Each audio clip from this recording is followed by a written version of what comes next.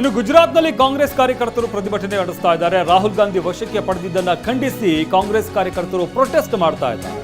ಅಹಮದಾಬಾದ್ನಲ್ಲಿ ಕಾರ್ಯಕರ್ತರು ಧರಣಿ ನಡೆಸ್ತಾ ಇದ್ದಾರೆ. ಸಾಕಷ್ಟು ಹೈಡ್ರಾಮಾ ಇಲ್ಲೂ ಕೂಡ ಕ್ರಿಯೇಟ್ ಆಗಿದೆ.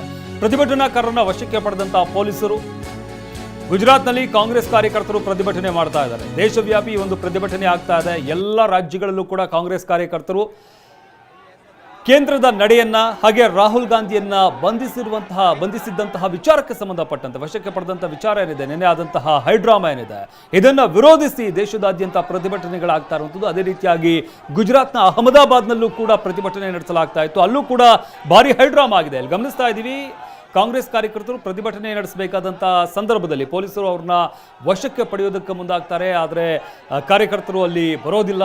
ಆ ಸಂದರ್ಭದಲ್ಲಿ ಕಾರ್ಯಕರ್ತರು ಹಾಗೆ ಪೊಲೀಸರ ನಡುವೆ ವಾಗ್ವಾದ ಆಗುತ್ತೆ. ಸಾಕಷ್ಟು ಹೈಡ್ರಾಮಾ ಇಲ್ಲೂ ಕೂಡ ಕ್ರಿಯೇಟ್ ಆಗಿರುವಂಥದ್ದು. ಗುಜರಾತ್ನ ಅಹಮದಾಬಾದ್ನಲ್ಲಿ ಆಗಿರುವಂತಹ ಪ್ರತಿಭಟನೆ ಇದು. ನಿನ್ನೆ ಬೆಂಗಳೂರಿನಲ್ಲೂ ಕೂಡ ಕಾಂಗ್ರೆಸ್ ಕಾರ್ಯಕರ್ತರು ಪ್ರತಿಭಟನೆ ನಡೆಸಿದ್ರು. ಅಲ್ಲೂ ಕೂಡ ಸಾಕಷ್ಟು ಹೈಡ್ರಾಮಾ ಆಯಿತು. ರಾಜಭವನಕ್ಕೆ ಮುತ್ತಿಗೆ ಹಾಕುವಂತಹ ಪ್ರಯತ್ನವನ್ನು ಮಾಡಿದ್ರು ಕಾಂಗ್ರೆಸ್ ಕಾರ್ಯಕರ್ತರು. ಅದೇ ರೀತಿಯಾಗಿ ದೇಶದ ಬೇರೆ ಬೇರೆ ಭಾಗಗಳಲ್ಲಿ ಕಾಂಗ್ರೆಸ್ ಕಾರ್ಯಕರ್ತರು ಕೇಂದ್ರದ ನಡೆಯನ್ನು ವಿರೋಧಿಸಿ ಪ್ರತಿಭಟನೆಯನ್ನು ನಡೆಸ್ತಾ ಇರುವಂಥದ್ದು. ಅಹಮದಾಬಾದ್ನಲ್ಲೂ ಕೂಡ ಆಗ್ತಾ ಇರುವಂತಹ ಪ್ರತಿಭಟನೆಯ ದೃಶ್ಯವನ್ನು ನಾವು ಗಮನಿಸ್ತಾ ಇದ್ದೀವಿ. ಎಲ್ಲೂ ಕೂಡ ಸಾಕಷ್ಟು ಹೈಡ್ರಾಮಾ ಆಗಿದೆ. ಕಾರ್ಯಕರ್ತರನ್ನ ಪೊಲೀಸರು ವಶಕ್ಕೆ ಪಡೆದಿದ್ದಾರೆ. ಸಾಕಷ್ಟು ಜನರನ್ನು ವಶಕ್ಕೆ ಪಡೆಯಲಾಯಿತು. ಅದಾದ ನಂತರ ಒಂದಷ್ಟು ಜನ ಅಲ್ಲಿ ವಿರೋಧ ವ್ಯಕ್ತಪಡಿಸ್ತಾರೆ. ಪೊಲೀಸರ ನಡೆಗೆ ಆಕ್ರೋಶ ವ್ಯಕ್ತಪಡಿಸ್ತಾರೆ. ಈ ಸಂದರ್ಭದಲ್ಲಿ ಇಬ್ಬರ ನಡುವೆ ವಾಗ್ವಾದ ಆಗಿದೆ.